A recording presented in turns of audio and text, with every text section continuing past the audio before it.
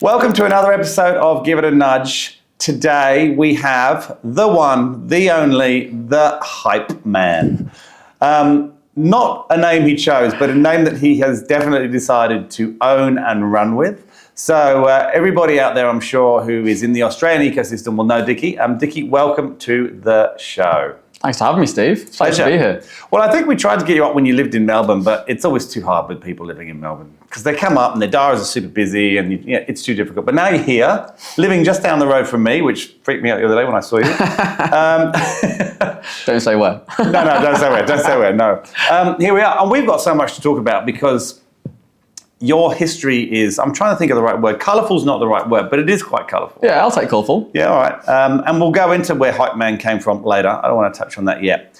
But before we start, I want to hear how you introduce yourself. So, you do a lot of, emceeing of events that I've sat on panels with and I've been to. So I see you a lot. But I've never heard you I've heard you introduce me, but I've never heard you introduce you. So how would you introduce yourself, or how should I introduce you? I feel like it changes every time I do it, Steve. I feel like currently I'm workshopping different angles. At the minute, I would say, people call me the hype man for the Australian tech and innovation ecosystem. That's because I want to showcase the best of Australian tech to the world. And I do that through community initiatives and through content creation and just through spotlighting founders and innovation ultimately. Cool. Who came up with it? Who was the first person to say the hype man? I think it's one of those things where there was a collective and I've kind of, it kind of over time chipped away at me. Although if I've got to pick one person, there's a chap called Brian Borowski. If you know Brian, he works for Hey Lemonade, based in Melbourne.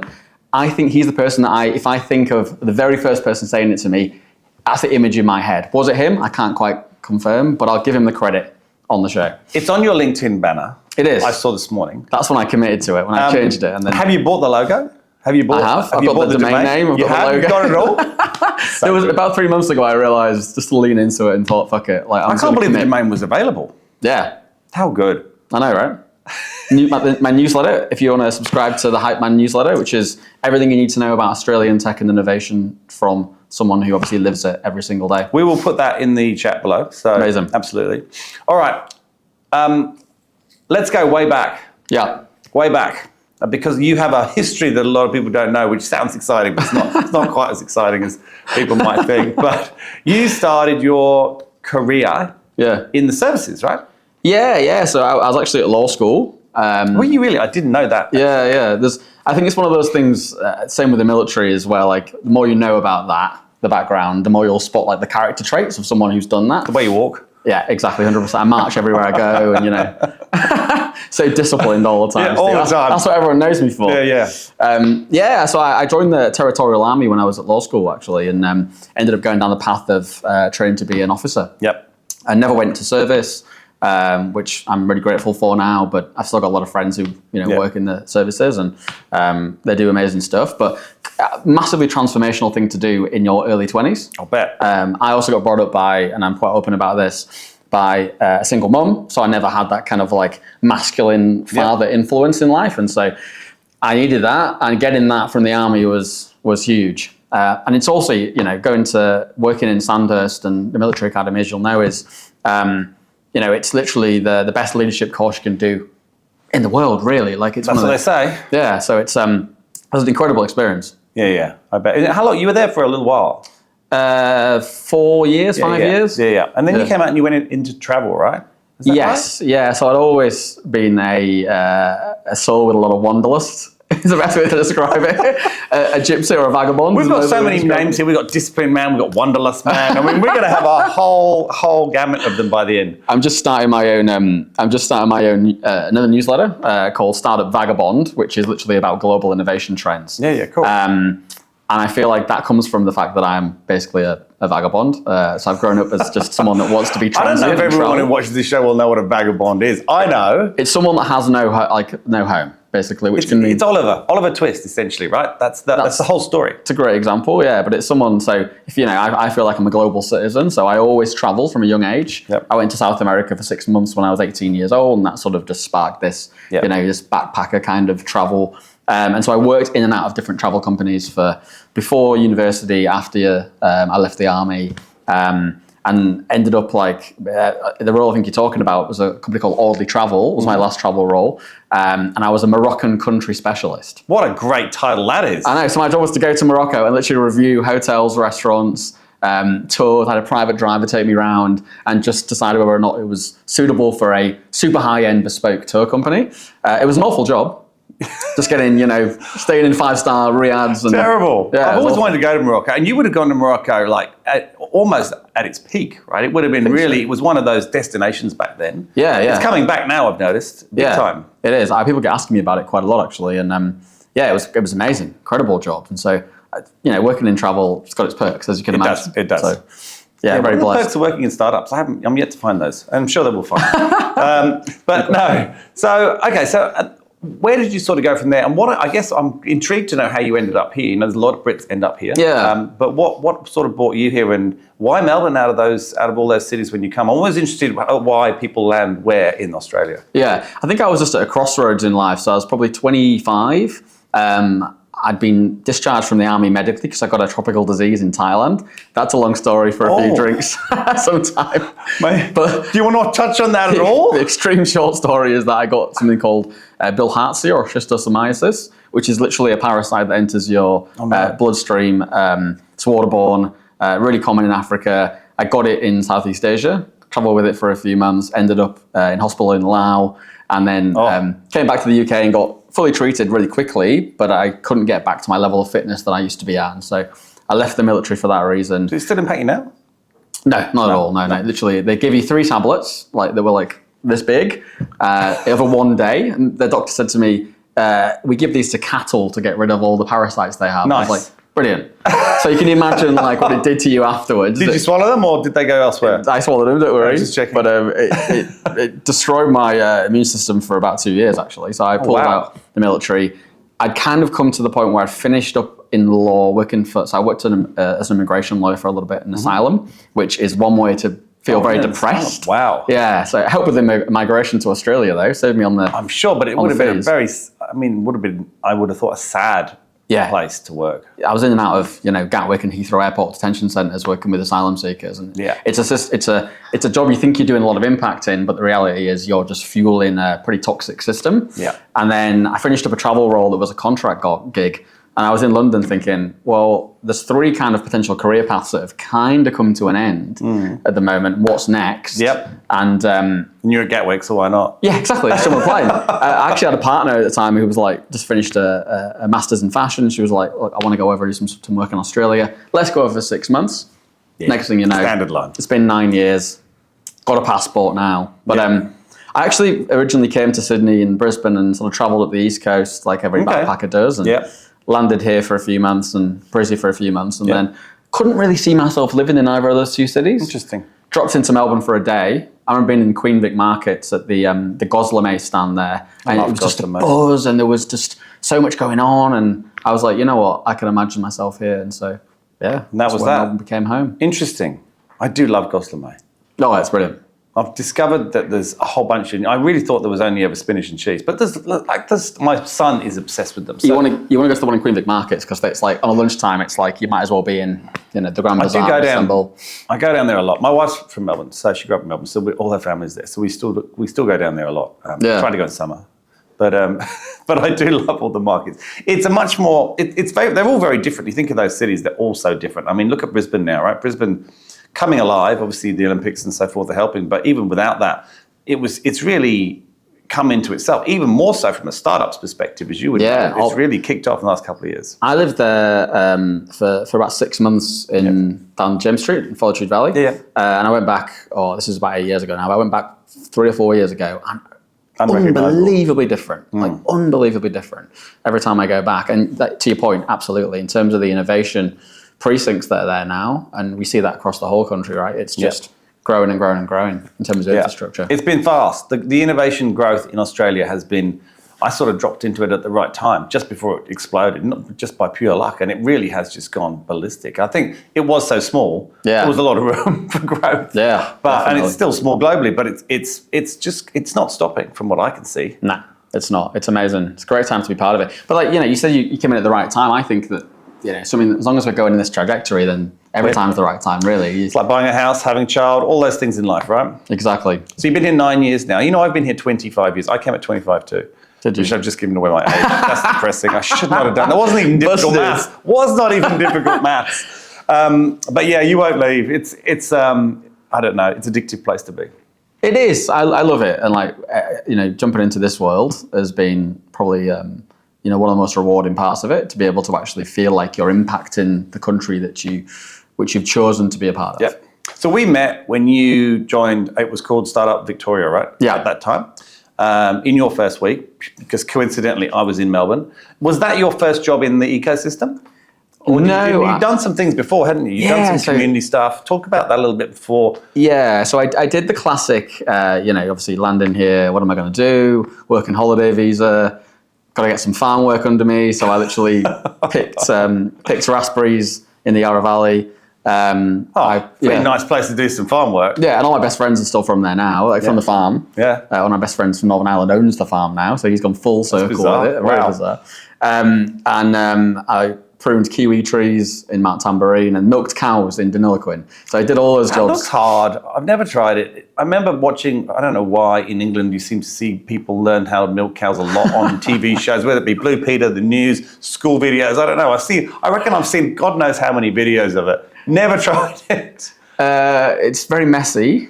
Yeah. That's probably the nicest way to describe it. Yeah, it's gross. You're just you're constantly covered in milk, cow shit, and cow piss, basically. How long did you do that for? Too long. It was 3 months in total between those 3 jobs, but it felt like a lifetime. Jeez. And then I sold solar panels door to door. You did not. And it's one of those, I think, it's one of those crazy things about this world, right? It's like I was 26, 27 maybe at this point. Qualified lawyer, officer in the British Army, and next thing you know, I'm like knocking on doors in Layla in like northern Melbourne, trying to get people to buy solar panels. But I would say if there's one job that I learned the most about myself in, it's that job. Yeah, I've done door-to-door sales. It's all. I did kitchen knives and fake, and they were. It was a company called Cutco. They were an American company trying to break into the UK. I was running around Surrey, and they were like, I think about £1,000. They were like a lot of money. And I was trying to sell kitchen knives with scissors, and they came apart. They were super cool. There were steak knives, and there was a variety, and there was a butter spreader. I remember you had the whole demo thing down. You'd cut up leather strips. You would cut a 2p coin into a corkscrew to show how good they were. And then I did fake perfumes. You remember when they had all the fake perfumes that were a quarter of the price, but smelled a little bit like the Calvin Kleins? And I sold them in, what do you call those sort of parks where you have all the companies in the UK? How you have industrial parks. Industrial parks. So I agree with you. I did that for 2 years. Those two wonderful. Wow. I was in the Diamond Club. I was good at selling those knives. My dad still has a set. I feel like if you know that about someone now, you can see them in a completely different light. Like they've done door-to-door sales, the experience they've been through. It's horrible. It's just horrible. I had doors slammed on me. Someone once offered me to come in, a couple of times I got offered to come in for like a beer or an ice cream or something, especially in summer. An ice cream? And someone, once I was at the back having an ice cream with someone, I think, or a beer maybe, and someone else came out to sit outside with us and was like, oh, who are you? Oh, I'm the guy's drug dealer. And I'm like, sweet. So they just next thing you know, I'm in the middle of a drug deal. Did they take your do you want to buy some solar powers as a code? Was that maybe their code? Maybe they didn't know. Let's do a bit of contra. I'm just sitting there thinking, what is happening here? So many weird things. It's a weird experience. You do find a lot about yourself. How long did you do it? And were you any good? I was really good, actually. It was the sort of birth of solar panels, I guess. I was the second best person in the team. The best was this like 23-year-old German guy. He was like 6'5", just baby face, classically blonde hair, and he had no hope. Slayed. No hope. Yeah, I know. Apart from that, I was quite good. I can hear the venom in your voice when you said I'm the second best. I can hear it. I can see his face now, and I'm like.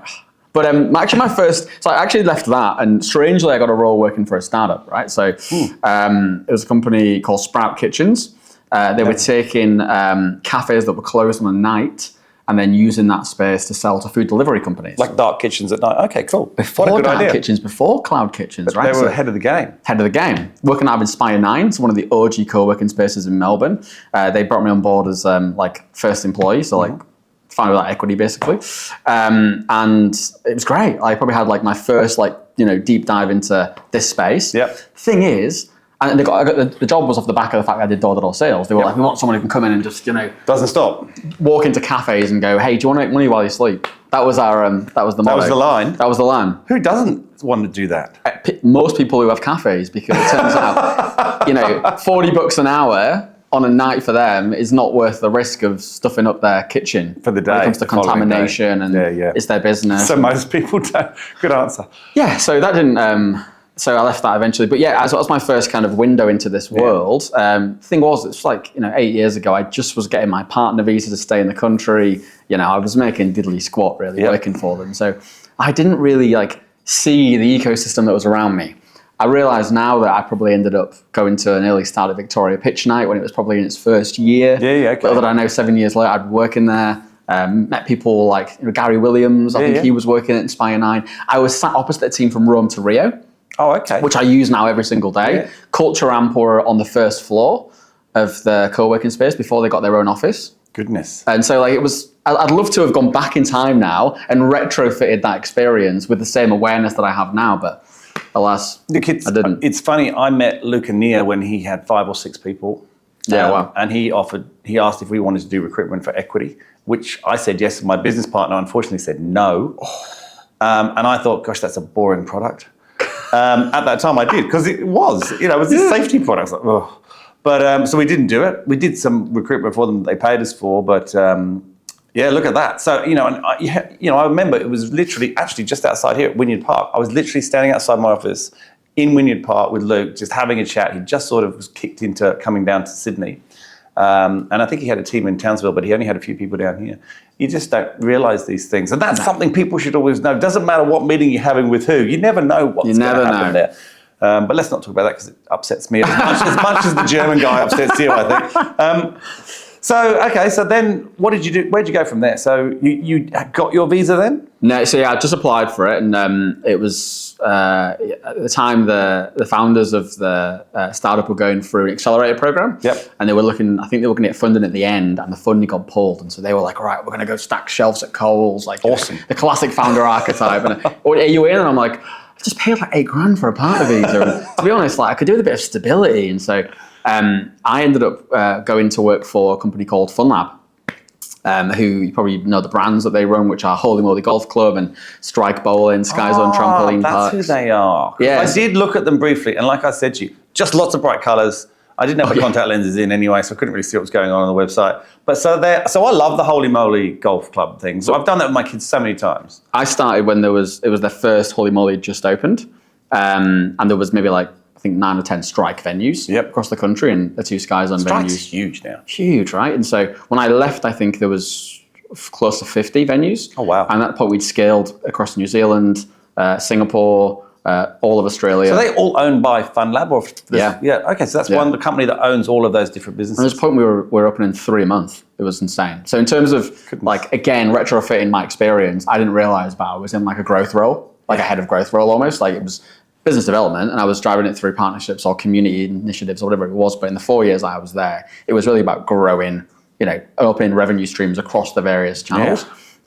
And so we launched Archie Brothers Circle Electric over that time, Be Lucky and Sons, Duke's Karaoke. So I spent a long time on all of these. My children are teenagers now, but I've been through this journey. I've been to all of these venues, countless times. Had goodness knows how many birthday cakes and chips and parties and pizzas in all of these. There you go. Thor, thank you very much for your service. But it was an amazing experience. And again, like I say, looking back on it now, I realised that I was operating in such a startup mentality. They were PE backed, but the reality was it was super small team, hustling up physical venues as well, which I think it's different to tech obviously, but very different, incredible, to a lot more complexity. Especially when you go to international markets. We opened Holy Moly in Singapore. I went over there to help drive the business over there, and I was going on tours with the locals, and they didn't even know what golf was.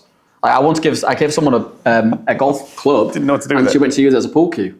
One of the locals there, and I was like, oh shit, this is going to be a big education piece to get you to understand it. And so there was times where we launched a karaoke bar in Crown. First launch party, incredible, went off. Week later, it was dead. So my boss said to me, I'm going to second you for the next month. I want you to go and be a karaoke host and bring all your corporate clients down every night. There'll be a bottle of champagne waiting for them at the door, dress up. So for about a month, I was parked the day job and went and literally hosted karaoke. This explains your dressing up thing that you do. Exactly. This is where it came from, right? So I've just been watching you. Was it Tropical Fest? Every day on LinkedIn. And I actually rang our head of studio and said, tell him not to wear green to the studio, because all I do is see him in green and yellow. He's got to just tell him not to wear green. It does explain it. I mean, this is where it comes from. This is the hats, the glasses. Yeah. And how much does the door-to-door sales help you now when you have to go karaoke? I mean, that's about as uncomfortable as door-to-door sales, really. There was the trampoline parks we had one down in Cronulla. I love those. In Miranda, and we needed to like engage the local community. So this is like my first maybe 6 months in the role.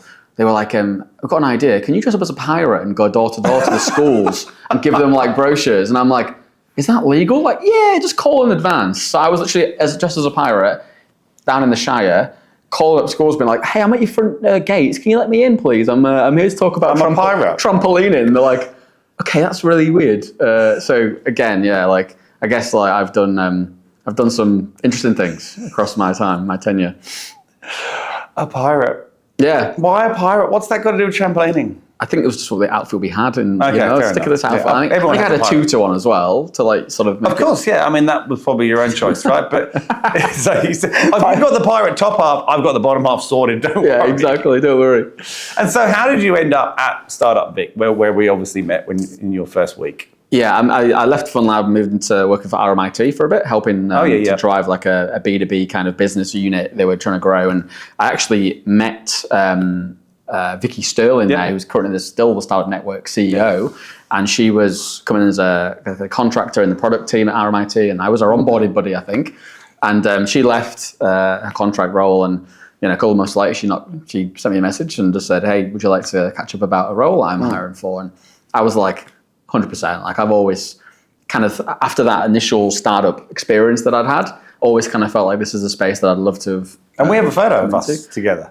Literally on that day with Paz. I reckon it might have been my 4th day in the job. Yeah, and Paz was it was just before she left, I think, to start. Oh no, she was there about another year. And we had a meeting, and I didn't have a fucking clue what you were talking about. Literally, I remember sitting there thinking. Neither did I. I'm pretending. Because it's like in this world, like it's so much jargon. There's so much kind of experience and knowledge, and I don't think I knew. We were sponsoring Startup Vic at that time. Yeah. Was, and I don't know if I knew what I was talking about. No, good, brilliant. Now that I think it was a good meeting though. I think we walked away, both of us, with no idea what that was about. The fact that I think I'm still here means that I made an okay impression, I feel. So maybe that's why I got you on the show, so we could rekindle that moment, see if we can make more sense of it. Exactly. I mean, you were there for a while, right? Nearly 2 years. Yeah, so in that time, obviously we grew and became Startup. What's it called? Startup Network. Not Network, which is good. I always kept saying you got to lose to Victoria. Yeah, you're doing stuff everywhere. Well, the biggest issue was it was always that confusion around is it government, right? Yeah, everyone thought it was. It wasn't, not for profit. Yeah, So that my conversation, I used to at least 5 times a week have to delineate between Launch Vic and Startup Vic. Every day. I was even on a panel once, I won't say who the person was, but they turned around to me and said, how's Startup Launch Vic doing? They just put both of them together, and I was like, brilliant. Hedging. Exactly, yeah, well, yeah, true, you don't get it wrong. So that was basically my job, was to delineate that. No, it was, I was the head of partnerships there, so working with corporate partners who wanted to support startups. And then I was driving the new market expansion once we'd gone to Startup Network to become the national community. Yeah, which is good. It's cool. I like their stuff. Yeah. I still like their stuff. And you're here now in Sydney. I am. So, I mean, the first obvious question is how is everyone in Melbourne about you being here? They don't like it when people from Melbourne move to Sydney. Are they okay? I've been back 3 times. Do you write to them? And so, I tried this pigeon carrier. I've been here I've been back 3 times since I moved here. So I moved here 4 months ago. The first time, I was called a traitor quite a lot. Yes, this is what happens. I don't understand. I don't understand the issue. No, likewise. And anyone those who know me, like my spiel is about the fact that we should be more of a connected Australia, and we'll talk about this, right? But I agree. This like small town kind of like competitiveness just is for me just silly and pointless. And so that was the first time. But like now, I feel like I've been accepted as still a Melburnian. But do you think they keep things from you? Oh yeah, definitely. Yeah. I can't talk, and the thing is I can't talk about like coffee, God forbid. You can't make, or pizza. Yeah, I mentioned it online like once on LinkedIn. Oh I said something about like looking for a good coffee in Sydney still. I think I saw that about post. 20 DMs from people being like, you should go here, it's great coffee. I don't know what you're talking about. I was like, all right. Chill out. Yeah. I mean, Australia is very territorial, right? I mean, even in Sydney, you would know this, having been here 4 months, like not coming from Sydney, and my wife obviously come from Melbourne, we've moved around. We've lived on the North Shore, we've lived in the East, we've lived all over the place. Yeah. And they don't do that. They stay where they are. They stay in the East, or they stay on the North, or they stay in the West. And then you take that out, they stay in Victoria, they stay in New South Wales, or they stay in Brisbane. It's funny. That just seems to be, which is crazy, because it's such a massive place. Seriously. It's kind of the opposite of, doesn't make any sense to me. Whereas in England, everyone moves around all the time. It's tiny. Doesn't make any difference. I always have this theory, which is, it's like in the UK, I don't know where you went to university, but I went to university in Newcastle, right? If you went to university. So I moved away, and I reckon 90% of the people who went to my school, college, whatever, they also moved to different cities, and 10% stayed at home. Right? 100%. I didn't go to uni. But everybody I knew would, including my brother and sister, very few people stay at home for uni. It's unheard of. The people that did stay at home at uni, they were kind of like the odd ones that were just kind of like, the home students.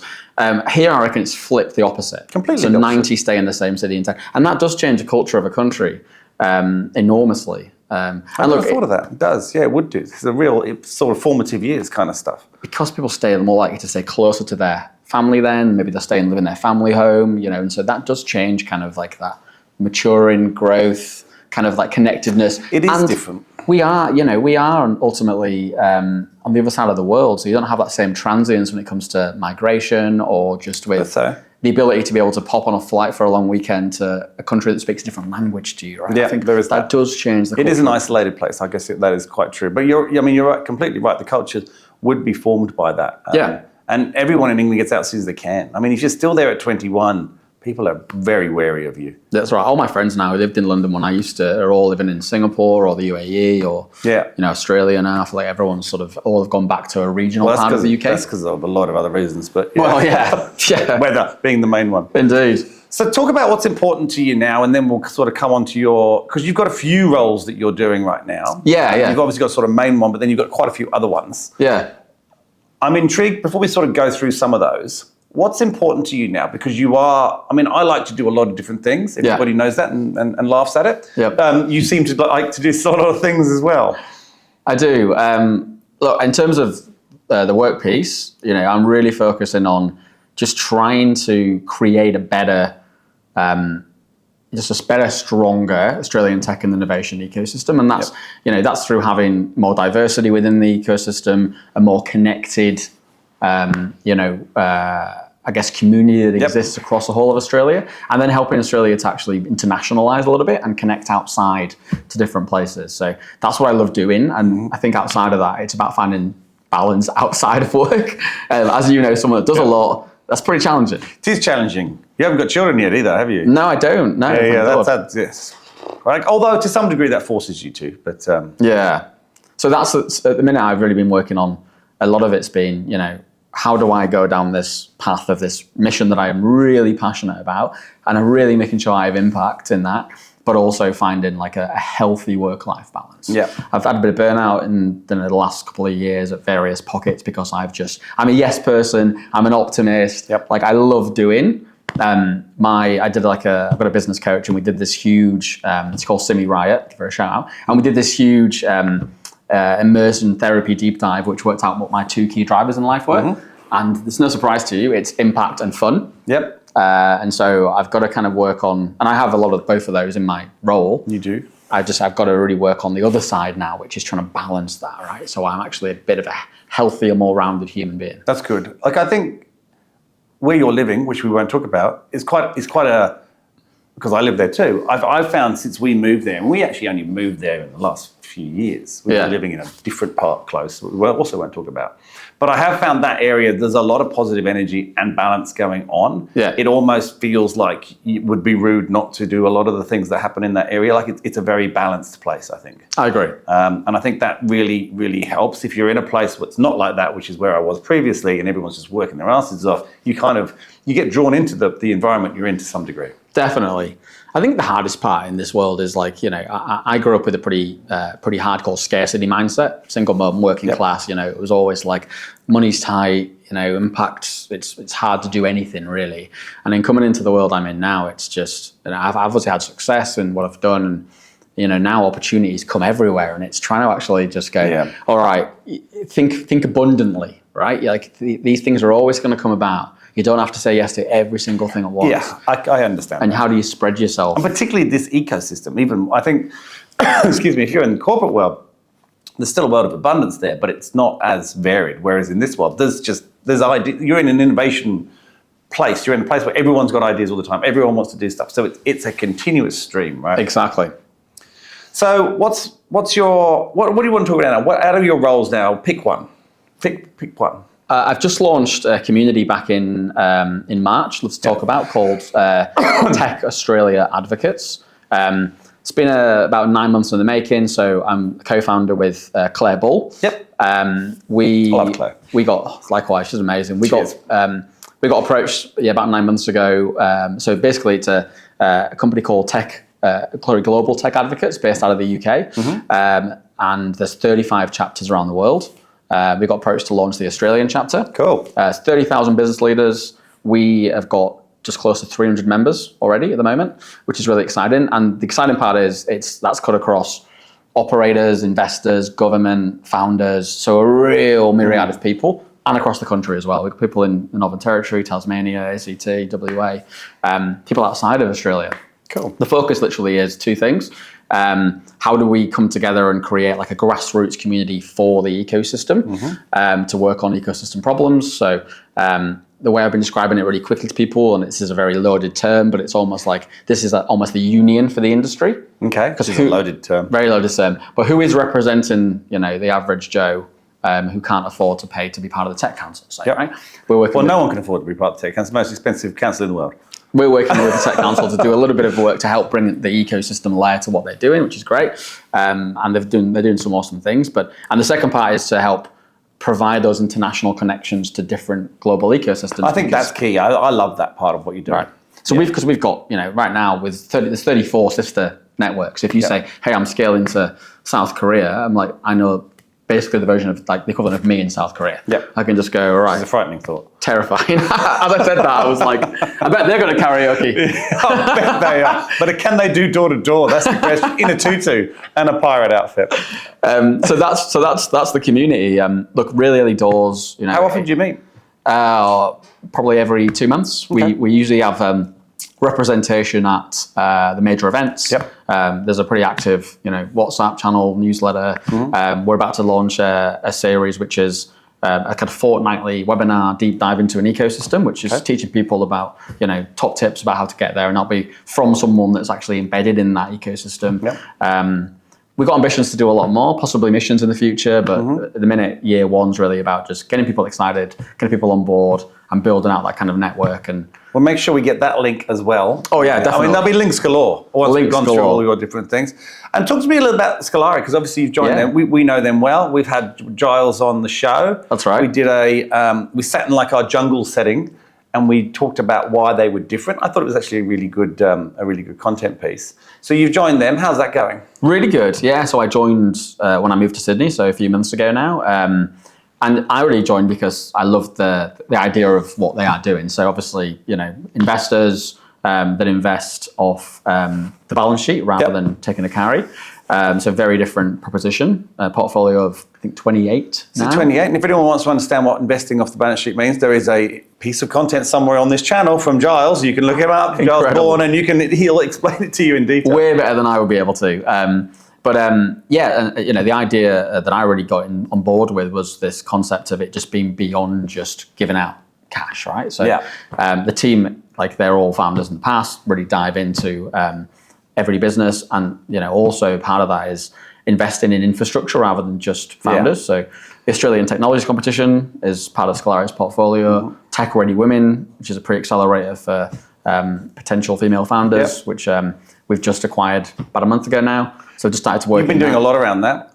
Yeah. I can see, now you mentioned single mum, I can see why that resonates with you a lot. I didn't know that about you before, so because I've seen you a lot on that. And look, I'm a big advocate of that too, but it makes a lot more sense now you've told me that. Well, I think there needs to be more male voices in conversations like that, because this all really came from going to an event that the Stripe were hosting probably about 18 months ago now, back in Melbourne, and I was one of, I think, 2 guys in the room of 100, and you know, everyone else was women talking about, here's the problems we're facing.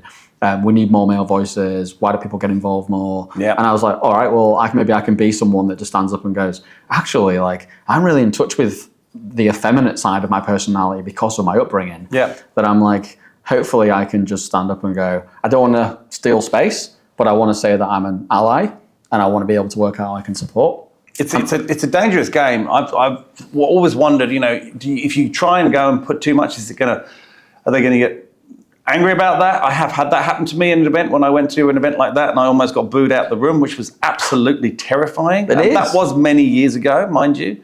But it's an interesting topic. You know, I think what drives me nuts about this is there are so many talks and positive things in LinkedIn press about female founders and how we're going to fund them more. And every week the report comes out of what got funded that week, and it's nearly a 0 next to women every week. I mean, occasionally there is, but it's consistently not changed. I'm actually speaking on a panel tomorrow at Fishburners, which is they're screening a film called Show Her the Money that's been out in the US. Yes, I saw your link. Brought it across, and I'm like literally the only guy on the panel, and I'm literally there to provide that voice of going, let's get behind this. Yeah, and 4% I think is the last stat I heard around female found. But like you say, Steve, there's credible communities like, things so like One Roof, about. Tech Ready Women that are doing some amazing things. So talked about. There's people like F5 Collective, Scale Investors that are actual funds trying to do things. And, literally taking legislation up to Parliament in the US, like F5 Collective. Credible things, but it's like we're seeing all this activity here, but it's then not really... doesn't come through. It's not impacting the top end, unfortunately. We've had a lot more female founders on this show out of the 150 odd episodes than men. Not by choice, it just happens to be how it's gone. But, and I look at that and then I look at that report every week and I'm going, how is nothing changing? Like still, if anything, it almost looks like it's getting worse. There's like little spikes every so often. Yeah. But I don't get it. I know, it's honestly such a challenge. I mean, it needs an enormous overhaul. I think it needs legislation, to be honest. I think there needs to be... legislate that though? I mean, it's people investing their money. It's very difficult to legislate. I totally agree with you, but like, what else is going to change it? I don't understand. I think that's the biggest problem is that I can't get my head around what the problem is. I know what the problem is, but I don't know why it's still a problem. There's enough education and noise. In fact, so much, it doesn't make sense to me. Agreed. But you're right. Talking out about it is, I hosted an event last year, which was during International Women's Day, and the plan was, or the premise of the event was to basically have a gender split in the room, so half men, half women, and obviously non-binary accepted. And it was a great event. But I remember coming out, emceeing the event, and I've never felt so scared coming out on stage. And before we actually went on stage, about 10 minutes prior, there was a couple of women who were sort of stood around and like, what's happening here? And I explained that, it's about men supporting women. And they were like, why do you think that's okay? Like, it's our problem, it's not your problem. And I was like, oh wow. And then 10 minutes later I was on stage going, I generally feel sick doing this. I feel like I'm gonna, one wrong move and I get cancelled, my head gets chopped off. And that's the worrying thing, right? It's like, again, everything I try to do, I kind of eschew this, let's come from a position of kindness, positivity, and let's make sure that we're trying to build a equal and diverse world, which is supportive. Yeah. That's what we're trying to achieve, right? So like chopping down men that are trying to help is probably not going to help with that because they're going to go the opposite way. It creates this counterculture. The trouble is, if you're going to do anything, you kind of have to see it from the person's point of view, right? Yeah. How can you see it from a woman's point of view? You're not a woman. It's almost impossible. I mean, yes, you've got an upbringing that probably gives you more insight than most, but it's almost impossible. Agreed. It's a very difficult topic, but it frustrates me. Yeah. It really does frustrate me. I don't know why it frustrates me so much, but it does. I would rather help or rather try to help and get it wrong than do nothing. And I'm surprised you're nervous. You're a good MC. I've seen you MC a lot. I haven't seen you nervous, but I didn't come to that event. Thank God. Oh, I was definitely nervous. It sounds like I would have been nervous too. And it was a wonderful event. Like we literally, and a lot of the women in the room were going, I didn't realize men felt like that and they wanted to support. Great. And a lot of men took away a lot of things going, how I can be an ally, right? Here's what I can do, which is just more. So maybe that's the problem. Maybe the conversations that are happening aren't between the men and women. They're between women and men and men. And that's part of the, I don't know. I'm hoping tomorrow there's there's men in the room as well. I would come, but I'm going away tomorrow. I'm so sorry. I would have come. Anyway, let's not get too heavily into that. Oh gosh, we'll both get cancelled. So what's the future for you now? You know, you've got all these different things. I love the things that you're doing. I love what you're doing. You've got your new role at Sclari. You've got your roles that you've got in all these different ambassadors. You're mentoring a lot of people. You're emceeing. Is it just more of the same, or do you have a desire to start your own business at some stage? Most people in this ecosystem end up at some stage going, maybe I should. You can't not, right? I feel exactly right. That's why I'm asking. I love the content creation piece, right? So, like, I mean, me too. We can, as you can probably. I was about to say, I was like, don't want to steal your gig here, Steve, but that's the piece that I fall in love with. Like I said, I've got this business coach. She's amazing, and we did a bit of work a few months ago, which was, what did you want to be when you were growing up? And I realized it was two things, which were a journalist and an actor. They were the two things. Interesting. It's a podcast host. That's what it is. Oh, she said to me, you are those things now. Should we swap chairs? Like, yeah. She's like, you are both those things already. Like, you are literally, I write like a lot of articles about things in the ecosystem. We're pretty active LinkedIn as well, game. And yeah, obviously, like you say, loads of speaking, hosting, all sorts of stuff. We've got a podcast called The Growth Cartel that I'm working on with a few people. And so that's what I love doing, right? So it's creating, creative writing, and then also that piece of just creating narratives and storytelling is what I love. And then she said to me, what was your number one thing you wanted to be? It's like a travel writer. Because it combines all those things, right? Well, you work, storytelling, a little bit, just dabbled with it. It was before I had that entrepreneurial flair and skill set. So I think for me, long term, what I'd love to do, I would love to go around the world and talk about global innovation. I can talk about the amazing things that are happening in Australia and how we can connect into Australia, but also kind of showcase what's happening around the rest of the world, Go into Estonia and talking about how they've got this incredible, tech talent pool and why that exists. Why did that come about? I go into Rwanda and I don't know if you know, but Rwanda's the fastest place to start a business in the world. I did not. It takes like an hour.